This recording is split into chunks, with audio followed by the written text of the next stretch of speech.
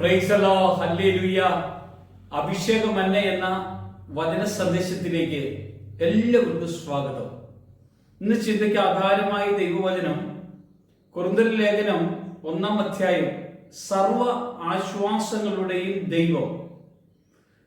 Bishop പൗലോസ് 2-ാമത്തെ കൊരിന്ത്യർ ലേഖനം എഴുതുമ്പോൾ ദൈവേഷ്ടത്താൽ ക്രിസ്തുയേശുവിന്റെ അപ്പസ്തോലനായ പൗലോസ് സഹോദരനായ തിമോഥെയോസും കൊരിന്ഥോസിലെ ദൈവസഭയ്ക്ക് ആഖ്യയിലും എല്ലായിടത്തും സകല വിശുദ്ധർക്കും കൂടെ എഴുതുന്ന ഒരു ലേഖനമാണിത്.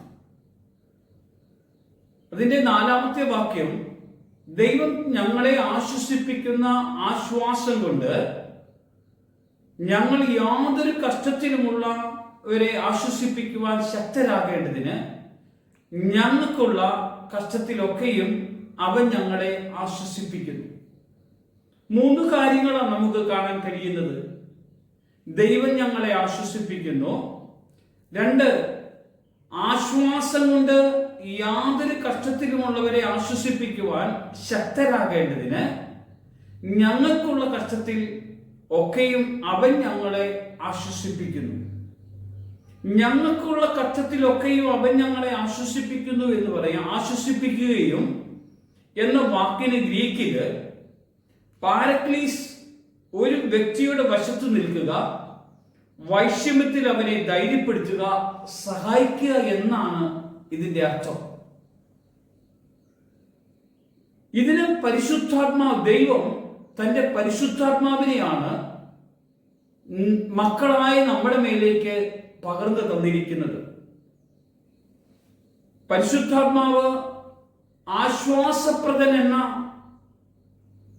വാക്കാണ് പരിശുദ്ധാത്മാവിനെ നമുക്ക് വേണ്ടി പകർന്നു തരുവാൻ ആശ്വാസപ്രദൻ എന്നാണ് പറയുന്നത്.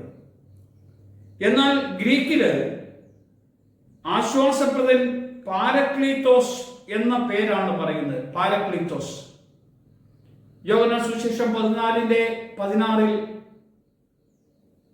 യേശു കർത്താവ് പിതാവിൽ നിന്ന് മറ്റൊരു കാര്യസ്ഥനെ നമ്മുടെ കൂടെ അയക്കേണ്ടതിന്, നമ്മെ സഹായിക്കേണ്ടതിന് ദൈവം അവിടുന്ന് ഒരു കാര്യസ്ഥനെ അയച്ചിരിക്കുന്നു. എന്തുകൊണ്ടാണ് ഈ കാര്യസ്ഥനെ ദൈവം അയച്ചത്?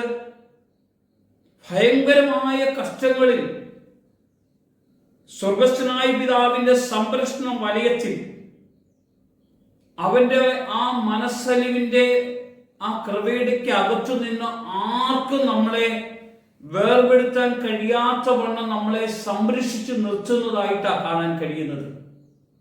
ആശ്വാസപ്രദനായ പരിശുദ്ധാത്മാവ് എപ്പോഴും നമ്മളെ ആശ്വസിപ്പിക്കുന്നത് പരിശുദ്ധാത്മാവിലൂടെയാണ്. അതോ ദൈവമാണ് യേശുക്രിസ്തുവിലൂടെ ഈ പ്രവൃത്തി ചെയ്യുവാൻ ഇടവരുന്നത്. റോമാലേഖനം 8-ാം അധ്യായത്തിന്റെ 35 മുതലുള്ള വചനഭാഗം നോക്കുമ്പോൾ ക്രിസ്തുവിന്റെ സ്നേഹത്തിൽ നിന്ന് നമ്മെ വേർതിരിക്കുന്നത് ആര്? കഷ്ടതയോ, സങ്കടമോ, ഉപദ്രവമോ, പട്ടിണിയോ, ആപത്തോ, വാളോ? പ്രിയമുള്ളവരെ, ഒരിക്കലും ക്രിസ്തുവിന്റെ സ്നേഹത്തിൽ നിന്ന് നമ്മെ വേർതിരിക്കാൻ കഴിയില്ല. ആശ്വാസപ്രദനായ പരിശുദ്ധാത്മാവിന്റെ വലിയൊരു സംരക്ഷണത്തിന്റെ അകത്താണ് നമ്മൾ നിൽക്കുന്നതെങ്കിൽ നമ്മളെ ആശ്വസിപ്പിക്കുന്നത് ദൈവം യേശു ക്രിസ്തുവിലൂടെ പരിശുദ്ധാത്മാവിനെ നമ്മുടെ മേലേക്ക് പകർന്ന് ഈ പരിശുദ്ധാത്മാവിന്റെ നിറവിലാണ് നമുക്ക് ആശ്വാസം നൽകുന്നത്. ദൈവം നൽകുന്ന ആശ്വാസം, ദൈവം നൽകുന്ന അനുഭവം, ദൈവം തരുന്ന കൃപ ഒരിക്കലും നമ്മളിൽ നിന്ന് വേർപെടുത്തുവാൻ ആർക്കും കഴിയില്ല. അതുകൊണ്ട് ആ വചനം പറയുന്നത് റോമാലേഖനത്തില് 8:36 പറയും, നിന്റെ നിമിത്തം ഞങ്ങളെ ഇടവിടാതെ കൊല്ലുന്നു, അറപ്പാനുള്ള ആടുകളെ പോലെ ഞങ്ങളെ എണ്ണുന്നു എന്ന് എഴുതിയിരിക്കുന്നുവല്ലോ. നാമോ നമ്മെ സ്നേഹിച്ചവൻ മുഖാന്തരം ഇതിലൊക്കെയും പൂർണ്ണ ജയം പ്രാപിക്കുന്നു.